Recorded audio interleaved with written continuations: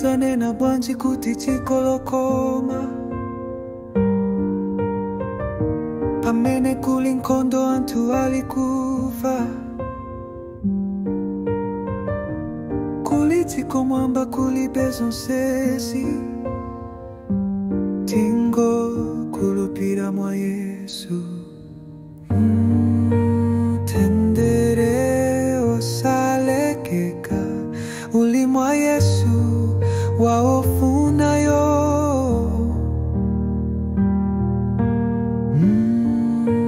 Tendere osalekeka uli mwa Yesu waofunayo.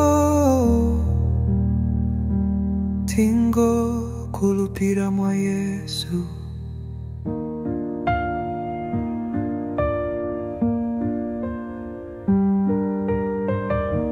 Tidzanena bwanji kuti tikolokoma pamene kuli nthenda anthu alikufa. Kuli dziko mwamba kulibe zonsezi, tingokhulupirira mwa Yesu. Tendere osalekeka uli mwa Yesu waofunayo.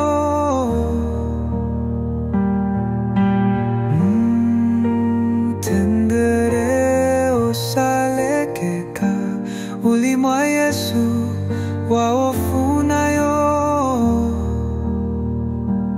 Tingokhulupirira mwa Yesu.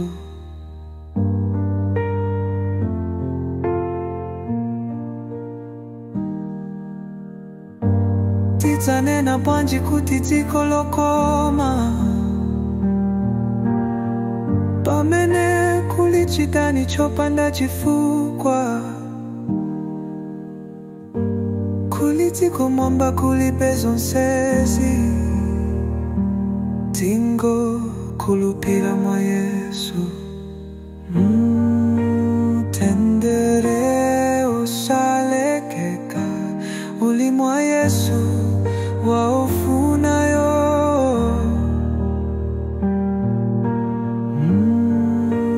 Tendere osalekeka uli mwa Yesu waofunayo.